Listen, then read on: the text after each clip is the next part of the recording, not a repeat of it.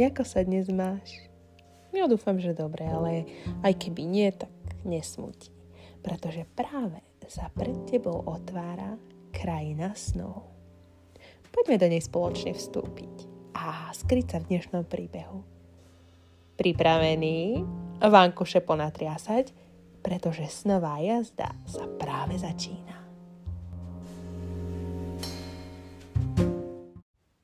Samuel Campbell, slovenské ľudové rozprávky. Rozprávka prvá, či sú hlúpejší ľudia na svete. Bol jeden muž a vzal si hlúpu ženu. Poslal ju raz na jarmok. Vzala pod pazuchu kuru a za povraz kravu. Na jarmoku pýtala za tú kuru 30 zlatých a za kravu 2 zlaté.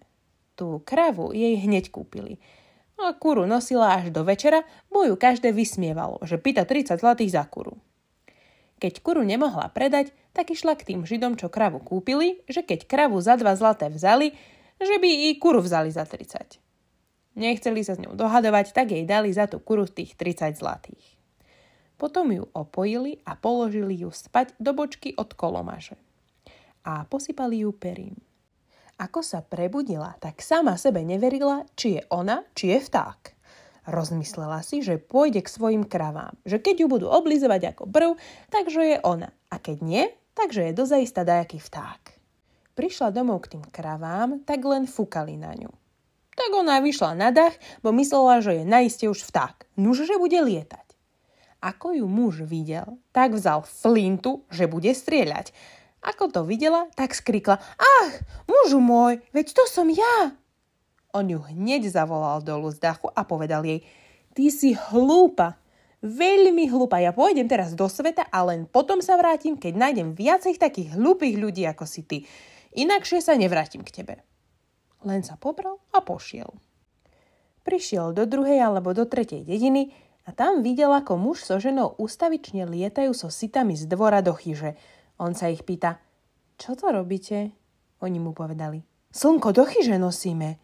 A ešte povedali, že keby im takto dal slnka do chyže, že by mu dali 100 zlatých. A on sa na tom zasmial a povedal im, že by mu dali sekeru, že on im to urobí, že by slnko vždy mali v chyži. Vzal sekeru a vyrúbal im oblok.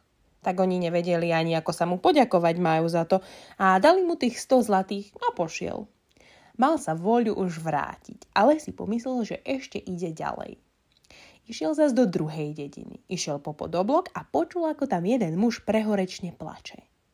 I vošiel do tej chyže a pýtal sa: Čo robíte? A muž bolestne povedal, že by volil košelu nemať na sebe, bo že musí veľkú bolesť znášať, že mu žena košeľu ušila a mu na nej dieru neurobila. Takže ho bije po hlave, kým dieru na nej nespraví. On sa žaloval ďalej, že by už mu radšej 50 zlatých dal, že by len tú bolesť nemal. Tak ten, čo chodil na skúsi, povedal: Dajte mi nožnice. Vzal a roztrihol a zaraz bola košeľa hotová. Dali mu tých 50 zlatých a pošiel. A zasi domal, či už má ísť domov. Bože, vidí, že viacej je to takých ľudí ako jeho žena. Ale ešte len išiel ďalej. Prišiel do jedného lesa, vošiel do jedného kaštieľa a povedal: Pochválen Pán Ježiš Kristus. Privítala ho žena: Vitaj, že u nás, skadeže ste? A on jej povedal, že z Loboga, čo je vymyslené meno. A ona sa pýta, či od Boha. A on, ako videl, že je hlúpa, tak jej povedal: Hej, od Boha. Ona sa ho opýtala, či tam nevidel jej prvých mužov, Macejuša a Petruša, že to je všetko po nich, čo má. A on jej povedal: Hej, videl som ich. Macej si nemá za čo ani pálenky vypiť a Petro musí pešo chodiť. A ona sa obratila, chytro 100 zlatých pozbierala a Macejovi na palenku poslala do neba a Petrušovi koňa, že by chudačík pešo nechodil. Potom išiel on s tým koňom a s tými peniazmi už domov, ale videl ho jej tretí muž, čo ešte žil a že je to jeho kôň. Išiel za ním, že mu ho odoberie. Náš skúsovateľ, ako sa obzrel, chytro v lese koňa skryl, odrezal mu z hrivy srsti a vyniesol to srst na najvyšší strom. A on si ľahol hore tvárou a prizeral sa na srst koňa, ako ten kôň do neba ide. Ako ten muž prišiel k nemu, pýta sa ho: Čo robíš? On mu povedal: Koňa k Bohu posielam. Ešte vidno z neho srst. Aha, pozri. Ten si tiež ľahol a hľadel. Kým hľadel dohora, ten kunštár vstal, vzal i toho druhého koňa a ušiel. Tak gazda z kaštieľa prišiel nazad domov už bez koňa. Žena mu hovorí: keby si bol skorej prišiel, bol by si videl človeka od Boha. Poslala som 100 zlatých Macejovi na pálenku a Petrovi koňa. Bože, pešo chodí. A on jej povedal: či si sa nehambila jedného koňa poslať k Bohu? Ja by som mu ešte druhého pridal. Ona ani nevedela, čo má robiť od radosti, že Petro v nebi bude mať 2 kone. Tak prišiel náš skúsovateľ domov s 2/3 zlatých peňazmi a s 2 koňmi. Díva sa po roliach, všade zelené, povchádzané, iba na jeho roliach nie. Pýta sa ženy: čo si siala na tie role, že nepovchádzalo? No, môj ľubý mužu, nechal u nás jeden pán 4 mechy soli. Tak som ju rozsiala, ale nepovchádzala. A on sa nahneval, ale po svojich skúsenostiach tak povedal: ja musím už len s tebou byť, bo ešte i hlúpejší ľudia sa na svete nájdu ako si ty. A potom vedno žili až do smrti.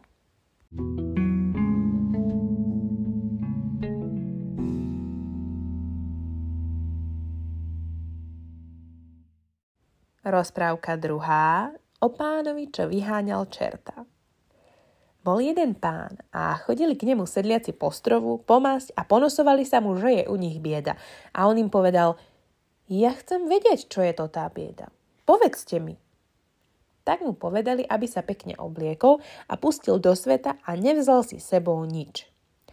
Tak šiel ten pán jediný horami a stretol 3 študentov. A tí 3 študenti si kotuľali zlaté jablko. A ako sa s nimi stretol, tak si pomyslel ten pán, že on to jablko kotuľané dolapí. Že by boli ľahkí študenti, sa povyzliekali a vyzliekol sa aj ten pán. Tak si on pomyslel: vyzliečiem sa aj ja. Študenti pokladali svoje háby na peň. A keď jablko zakotúľali, 3. študenta nechali pri háboch. Aj pán si pokladol háby o sebe a nechal ich pri 3. študentovi. Tak ako zakotúľali to jablko, bežali za ním 2 študenti a pán 3. Keď ho doháňali, študenti schytili jablko a pán zostal na ničom. A ten 3. študent, čo zostal pri tých háboch, zobral háby aj študentské aj pánové a ušiel. Lebo tak boli všetci 3 študenti dohovorení. A tak pán zostal v horách holý. Čo tu teraz robiť? Pán si pomyslel. Šiel horami, prišiel na jednu poľanu a pásol tam valach barany. Pán bol tak lačný, že už sa lapal krádeže a chcel barana ukradnúť. Ale valach to videl, lebo stál na prostriedku tej poľany, kde sa mu barany pásli. Tak ako pána zazrel, že sa blíži k baranom, tak ho poriskom zo sekery poobťahoval, kade zachytil. Pán potom porozprával, kto je a že je lačný. Tak ho valach vyviedol na vrch poľany a ukázal mu jednu krčmu. Najprv sa hanbil ísť do tej krčmy, že bol holý, ale sa predsa priblížil. Vnišiel cez kuchyňu a hýbaj do pece. Krčmárka varila a čože pre muža uvarila, to si odkladala do pece. A on všetko stačil jesť, čo krčmárka odkladala. Keď prišiel muž krčmárkin domov, pýtal jesť. Žena chce brať jedla z pece, tu jedla nič. Tak pre muža musela druhé hotoviť.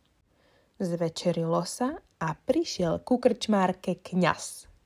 Lebo mu bola frajerka a krčmár to badal, tak sa odstránil v ten deň, že ich pri skutku dochytí. Povedal, že ide na voli.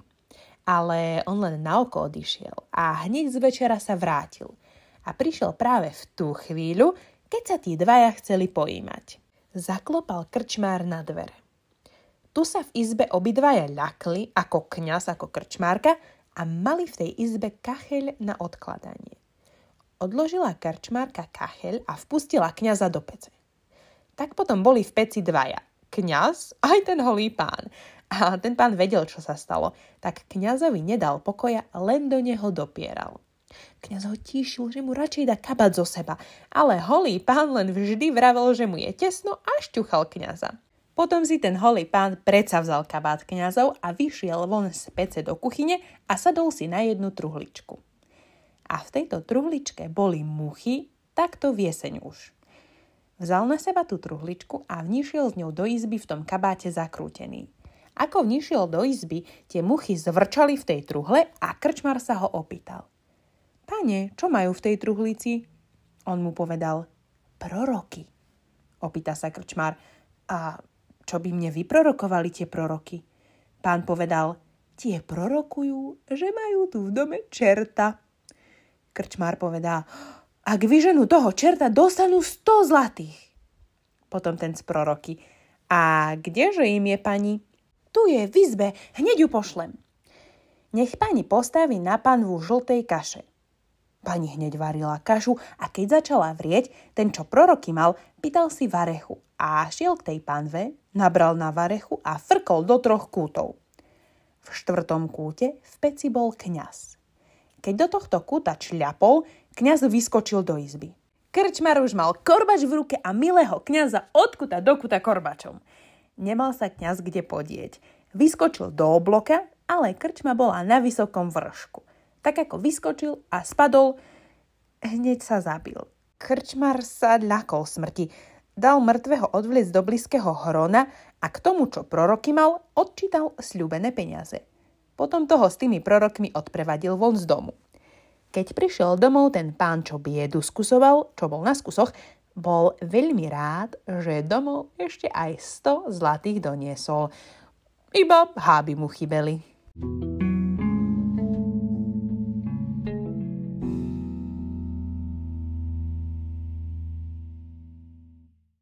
Rozprávka 3. Žobrakova cesta do neba. Pri jednej dedine zo 5 minút cesty bol jeden domček. V tom domčeku býval žobrak i so svojou ženou. Žiadne deti nemali, ale peňazí mali veľa, dukaty a strieborné peniaze. Dozvedeli sa o tom 5 študenti. Prišli oni k tomu žobrakovi a mu rozprávali, že on príde zažívať do neba, ale že i svoje peniaze musí vziať so sebou, čo ich nahromadil. Že po neho prídu 5 anjeli, čo ho vezmú. 4 ho ponesú a 5 ponesie peniaze. A to bude o 7 dní. Dovtedy nech si všetky peniaze dohromady pozháňa, že prídu po neho o 12. v noci. Tí 5 študenti poobliekali sa do kňazských šiat a vzali so sebou i lampy. Ako ten 7. večer prišiel, tak sa pobrali tí študenti a šli spievajúci k tomu domu a spievali. O svätý Jozefe, už ideme po teba, a tvoje peniaze všetky k sebe vezmeme.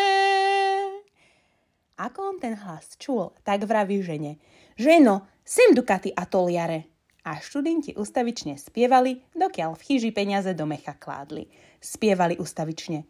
Och, svätý Jozefe, my prídeme i po tvoju ženu. A svätý Jozef, ten žobrak, vravel žene. Len, ženo, daj prv peniaze. Oni prídu i po teba. Nabrali peniaze do mecha a do jedného mecha žobraka Jozefa vložili a 4 ho vzali smechom na plecia. 5 nesol peniaze a ustavične mu spievali. Svätý Jozefe, dobre si sa správal, bo si dukaty a toliare hromadil. Šli s ním do toho domu spievajúci. Na 3:30 od toho domu bola jedna veľká mláka. Ako šli po ceste, len mu ustavične spievali. O svätý Jozefe, dobre si sa správal, keď si tak šumne peniaze nahromadil. Prišli k mláke a začali mu zaspievať. O svätý Jozefe, maj sa na pozore, bo už teraz ideme do neba hore. Tak ho rozhojdali a na prostriedok do tej mlaky ho buchli. Buď s Bohom, Jozefe, a spomeň si na nás hore v nebi. Sami lampy pozhašali a utiekli.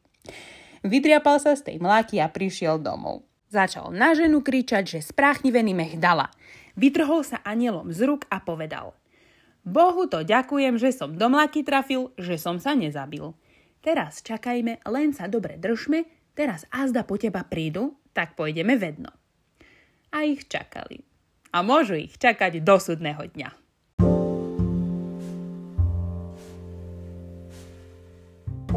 A na záver ešte jedna krátka rozprávočka, ktorá sa volá hádka, čiže hádanka. Rozprávka znie takto. Mala jedna žena muža v árešte, tak ho chcela vyslobodiť. A nemala peňazí. Tak išla do mesta, že bude prosiť milosť od pánov. Na ceste našla jednu koňskú hlavu, v nej 7 vajec. Sama nevedela, na čo jej to dobre bude a vzala ju. Tak prišla k pánom a prosila pánov, že by jej muža pustili. A páni jej povedali: keď nám takú hádku odhádneš, čo my ju nebudeme vedieť, tak ti ho pustíme. Tak ona im zahádala: išla som, našla som 7 živých, umretého, vzala som a ja som 8 som, 9 vyslobodiť chcela som. Tak páni hádali, čo to také, a nemohli odhádnuť. Tak jej povedali: odhadni nám sama a muža ti prepustíme.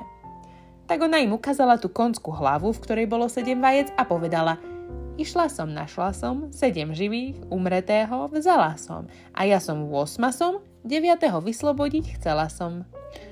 Veru, páni sa podrobili a jej muža vydali, bo ho hádku vyslobodila. Tak a to je všetko. Dúfam, že sa ti tieto možno troška zvláštne rozprávky páčili a počujeme sa zasa na budúce. Tak čau.